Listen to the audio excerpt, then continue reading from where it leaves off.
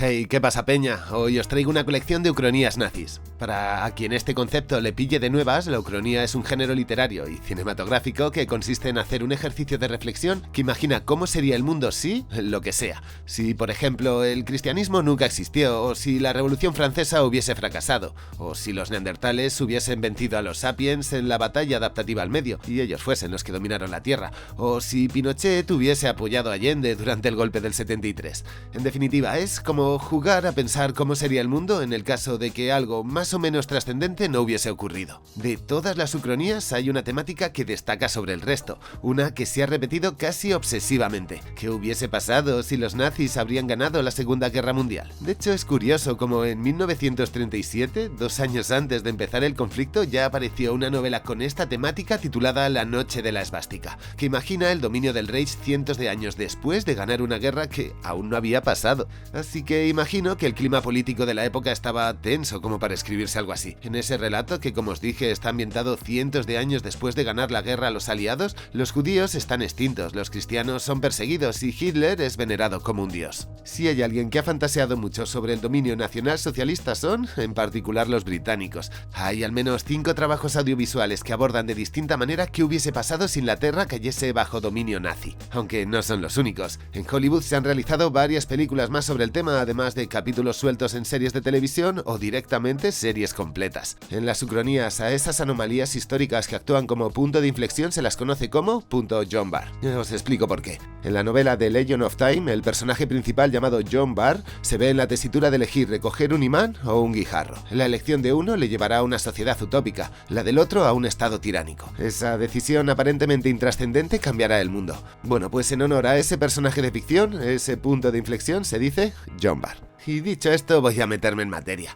Una que es una gamberrada se titula Jackbots on Whitehall, o algo así. Esta me llamó la atención porque es una animación con muñequitos de estos que son rígidos. Muchos de los principales políticos de la época aparecen retratados. Churchill, Goebbels, el resto de la plana del Reich e incluso Adolf. En fin, en esta ucronía, los nazis encuentran un camino para llegar a Londres a través del Canal de la Mancha, haciendo un túnel que los deja en el centro de la ciudad. Frente a esa situación, Churchill desde su búnker llama a la resistencia. Y así, un pequeño pueblito toma las armas y se enfrenta a los invasores. Se trata de una comedia de acción muy reverente, tipo Team America, con un humor muy ácido y ridiculizando a todos los personajes históricos. Aquí tenéis a Hitler vestido de María Antonieta. Si buscáis risas puede valeros, pero tampoco hace un gran ejercicio de reflexión de cómo sería un país ocupado. Otra que lo intenta un poco más es Patria, rodada en el año 1994. Aquí el punto de inflexión está en la batalla de Normandía. Los aliados fallaron en el desembarco, lo que debilitó sus fuerzas. Los estates se retiraron de Europa, en parte gracias a Charles Lindbergh, aviador yanqui que hizo el hito de ser la primera persona en cruzar a vuelo el Atlántico. Por si no lo conocíais, este héroe yanqui tenía mucha admiración por el Führer y por la Alemania nazi en general. Lo que os decía, los estates se retiraron de Europa, pero siguieron luchando contra Japón hasta aplastarlos con las bombas nucleares. El destino de Europa fue diferente. La Unión Soviética consolidó su espacio y lo que se conoce como el viejo continente quedó íntegramente en manos del imperio de la Gran Germania. La capital, Berlín, se volvió un escaparate de su política. Grandes monumentos, edificios, etc. Las SS pasaron de ser un grupo de choque a una fuerza policial para tiempos de paz, aunque esa paz nunca llegó. La URSS y la Gran Germania mantuvieron vivo el conflicto durante décadas. De hecho, esta historia está ambientada en los años 60. Sin apenas avances por ninguno de los dos bandos, Hitler buscó alianzas en un antiguo enemigo, como eran los Estados Unidos, para romper esa situación de débil equilibrio. Aprovechando el 75 cumpleaños del Führer, se está organizando un evento en el que por primera vez los yanquis están invitados. En medio de ese contexto político, un joven cadete, mientras entrena una mañana, descubre el cuerpo de un hombre. Se trata de uno de los miembros fundadores de la SS. A los pocos días empiezan a aparecer más cadáveres de otras figuras relevantes de los primeros años del Reich. Un alto rango del ejército alemán y una periodista investigan el caso. Si os cuento lo que descubren, os jodí la peli, así que aquí lo dejo. En cuanto a la reconstrucción del universo, algunas cosas realmente no le dieron una vuelta. Por ejemplo, en cuanto al saludo a la romana. ¿Os habéis fijado alguna vez que el Führer nunca realizaba el saludo completo estirando la zarpa? Pues no es un problema de agarrote muscular, es una manera de marcar su estatus, de generar una diferencia entre líder y pueblo y visibilizar quién encabeza la jerarquía. Él es el único que saluda diferente. Pues bien, en Patria todos saludan como el dictador, con el brazo inclinado así un poquito. Y tal vez me digáis, bueno, feo, que mimimi, ¿no? Estamos en la Alemania del Tercer Reich, han pasado 20 años después de ganar a Europa, así que tal vez toda esa exaltación de gestos pues ya se ha pasado de moda, ¿no? Bien, pues ¿qué es esto que el alemán esté desayunándose unos huevos con bacon? Lo cierto es que no lo creo, lo que debería haber sobre la mesa es el desayuno tradicional alemán, ¿no? Uno que se basa en panecillos, que son los Brötchen estos, que son más duros que una piedra, embutidos, queso, mermelada y huevos cocidos, no fritos. Y todo está lleno de esos pequeños descuidos. El hijo del investigador es un niño de 7 años. ¿Qué hace que no lleva el uniforme de las juventudes hitlerianas? Bueno, al menos los carros son Mercedes y no Rolls-Royce. En fin, todos estos pequeños detalles te acaban sacando de la ucronía y le quita credibilidad.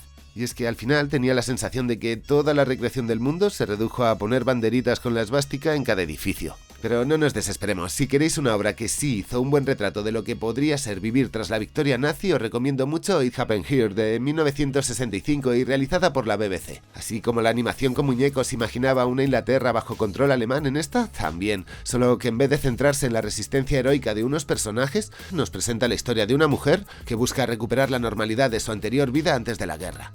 Ilusa. Su sociedad tras la ocupación está mutando. Los nazis han tomado el control y la organización del Estado, y han reformulado el funcionamiento para volverlo algo más corporativo. Realmente este es un experimento cinematográfico que ofrece una visión escalofriante de cómo vivir bajo ocupación nazi. No se ven militares, no se ven armas, bueno, a partir de los 10 primeros minutos, que es cuando te presentan el contexto, pero en la historia la presión no se nota con la fuerza. Está en las miradas, en tener cuidado con lo que se dice. De hecho, el ambiente se torna invisiblemente opresivo y asfixiante. En esta, el punto Hombar se dio en julio de 1940, cuando Alemania toma Inglaterra, y lo hizo a través de la Guerra Relámpago. Mirad, os explico. Los alemanes en la Segunda Guerra Mundial aplicaron una nueva táctica militar a través de la velocidad y la sorpresa, acompañada por una cooperación de las distintas fuerzas armadas, claro. Eso destruía a los ejércitos. Mirad, primero pasa la Luftwaffe, limpiaba con bombas desde el aire, a continuación los Panzers y finalmente fuerzas motorizadas. Esta estrategia se puso en marcha por primera vez en Polonia en 1939, logrando su rendición en 4 semanas. Siguió con Francia, llegando a París en 34 días. El docu imagina qué hubiese pasado si en vez de tirar hacia la URSS habrían probado suerte con Inglaterra. En este falso documental los ingleses caen también en tiempo récord, instalándose un gobierno de ocupación nacionalista. La historia arranca en 1943 con una enfermera que por culpa del hambre se ve obligada a salir una noche a por comida. En la oscuridad, ella es sorprendida por un grupo de partisanos que resisten a la ocupación. Por desgracia para ella, es confundida con tropas enemigas y es disparada. La mujer entiende que esa gente es su enemiga, así que aturdida viaja hasta Londres para buscar trabajo. Pero la ciudad está tomada por los colaboracionistas. Cuando entra al edificio público está lleno de imágenes de líderes. La gente viste uniformada, se organizan en comités que por supuesto tienen un trasfondo político, y ella acaba trabajando como enfermera para una de esas asociaciones colaboracionistas. Lo interesante de este falso documental frente a otros trabajos que juegan con la ciencia ficción o con la acción es que esta lo hace desde lo psicológico. ¿Qué haríais ante esa situación? ¿Entraríais a formar parte o por principio rechazaríais acabar ahí? Tened en cuenta que eso segundo probablemente os dejaría abocados al hambre, a la clandestinidad y tarde o temprano a la persecución. ¿Y qué pasa con toda esa gente que no tiene una opinión política formada? ¿Cómo actuaría? ¿Tendría escrúpulos? ¿Podría soportar las miradas? O peor aún, ¿y tus amigos? ¿Qué pasaría con ellos? ¿Podrías confiar en ellos? La enfermera, sin quererlo, se ve obligada a tomar conciencia de que sus acciones cotidianas son también actos políticos. En la película, en un primer momento, nos lanza la pregunta, ¿se puede justificar su manera de actuar por su postura inicialmente apolítica? Y ojo, que la enfermera no es la única, toda una nueva burocracia y trabajadores colaboracionistas se han puesto en marcha, algunos por afinidad a ese nuevo régimen, otros por recuperar la rutina de sus vidas y dar a la sociedad lo que sabe hacer. Aquí el dilema ético está servido. Dejemos por un momento de lado Inglaterra y cómo sería su ocupación, para conocer cómo estaría el resto del mundo. En el experimento Filadelfia 2 imaginan a los Estados Unidos bajo ocupación del nacionalsocialismo. Este cuento parte de una leyenda urbana militar, que os cuento por si no conocíais. En octubre de 1943, el acorazado USS Eldridge dejó de avistarse en el horizonte a la vez que los radares dejaron de localizarlo. El barco apareció a cientos de millas de su punto de origen, y 10 minutos después volvió a donde estaba. prueba. La idea era hacer invisible al barco, pero el efecto secundario fue su teletransporte. El nombre del proyecto secreto era Arcoiris, pero gracias al cine se lo conoce como Experimento Filadelfia. La película que cuenta esta historia, estrenada en 1984, pasó sin pena ni gloria, cuando salió al cine, claro, pero con el paso del tiempo se volvió una película de culto, sobre todo entre conspiranoicos. Porque creo que no hace falta que lo mencione, pero esto es un pajazo mental. El relato cuenta que la tripulación sufrió los efectos secundarios, algunos incluso quedándose fusionados al casco del barco. Bueno, pues en 1993 sacan la segunda parte, titulada El efecto Filadelfia 2. El protagonista es uno de los pocos marineros que sobrevivieron al desplazamiento espacial, en parte porque su ADN tiene el poder de la chorribobada o una cosa así. En un nuevo experimento del ejército vuelve a ser teletransportado, no a 1984 como ocurre en la primera película, sino a una dimensión paralela. En ese nuevo universo, la Segunda Guerra Mundial se desarrolló de otra manera. Un detalle que creo que es importante mencionar. El protagonista dejó en la primera parte de la película del experimento Filadelfia un bombardeo de 1984 en territorio alemán, que no me digas muy bien cómo apareció en 1943. Los arios aprovecharon para pilotarlo hasta Washington y bombardear la ciudad con bombas nucleares, lo que cambió el destino del mundo. Ahora los Estados Unidos están bajo el control del Tercer Reich. What's this? What? Oh, it's a credit card. It's a legal way to sucker the middle class. Middle class. A ver, para empezar, lo más probable es que en una Alemania del Tercer Reich sí que existiese una fuerte clase media. Lo que menciona de la esclavitud, eso sí ya da para reflexionar más. No hace falta que entre mucho a hablar sobre este tema, ¿no? Pero esto de la trampa de las deudas es tal vez uno de los mejores mecanismos para que el hámster humano siga haciendo girar la rueda. Y os lo dice uno que compró el ordenador a plazos. En fin, que tampoco debería tener la tipa tanta sorpresa, ¿no? Porque el Reichsbank, es decir, el banco alemán, hacía préstamos igual que lo hacen los capitalistas. Aunque bueno, había una diferencia. En el modelo alemán había préstamos reducibles. Por ejemplo, comprabas los muebles de una casa y por cada hijo te quitaban un 25% del préstamo. Buena manera de potenciar la natalidad. Y no os preocupéis que nada de esto aparece en el metraje.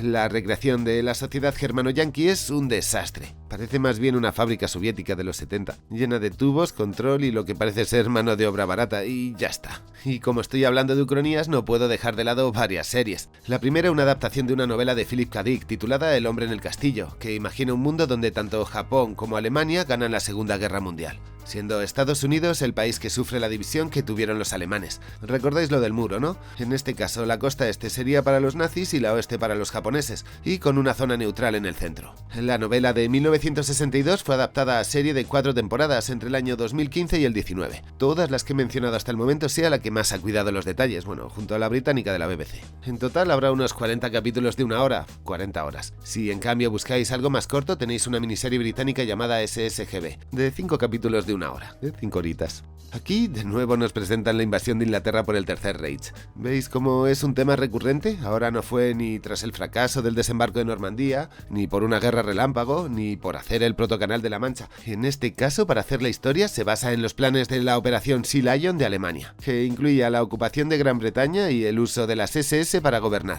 En la serie esto ocurre en el año 1941, y el plan incluye la ejecución de Churchill y el secuestro del rey. Esa falta de líderes derrumba el poder británico, dando paso a un control aparentemente cómodo a una nueva élite extranjera. Problemillas de los modelos verticales.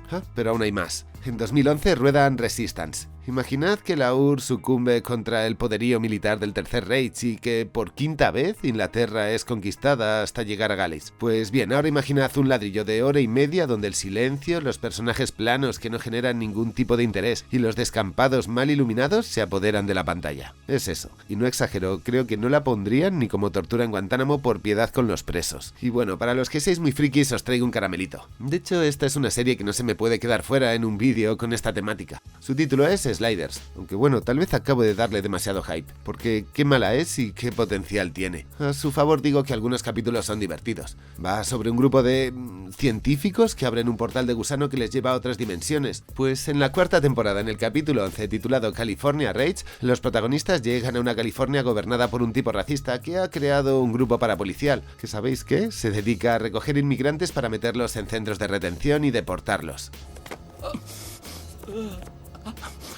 Es típico de los emigrantes, siempre infestando nuestro país. Tenga, cójala, por favor, tengo familia.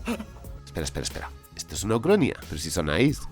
Si es que a veces la realidad supera la ficción. Ay, no podía dejar fuera la saga de videojuegos Wolfenstein, que sé que si no alguno me lo va a dejar en comentarios. Y bueno, para los frikis de los videojuegos os traigo una recomierda. We Happy Few, otro shooter que en este caso está ambientado en los años 60. ¿Y ahora sabéis qué? Bueno, pues después de repasar toda esta colección de ucronías ambientadas en un futuro en el que el Tercer Reich vence la Segunda Guerra Mundial, la sensación que tuve es que en líneas generales solo sirve para presentarnos y desarrollar una historia de personajes en un entorno diferente. Apenas explorar realmente cómo funcionaría una sociedad en el que un estado totalitario fascista lo controla todo. Eso influiría sobre el arte, la música, las relaciones personales, la arquitectura e incluso la economía y el trabajo se haría de otra manera diferente. Por desgracia, casi todas las pasa como con el desayuno en Patria, lo de los huevitos con bacon y todo esto. Bueno, pues que están reproduciendo inconscientemente la cultura anglosajona casi a cada paso. Y esto que os voy a contar me ha pasado muy pocas veces en mis vídeos. Yo llegué aquí buscando material para analizar una posible sociedad fascista, pero me encontré en verdad propaganda que se limita a presentar una imagen caricaturesca del enemigo. Es decir, al final me dio más para reflexionar sobre el tipo de contenido que vemos, la calidad de los guionistas y de cómo nos manipulan. Ahora quiero enviar un fuerte saludo a toda la peña de Patreon, especialmente a Stichu Ponce, y de YouTube a Omar Segura 684, a Franet 13, a Lila Bihart y a Vivian 399. Gracias por vuestro apoyo y ahora más que nunca, que estoy a 45 días del juicio. Soy un desayuno inglés, estoy fuera de sitio y nos vemos engullidos.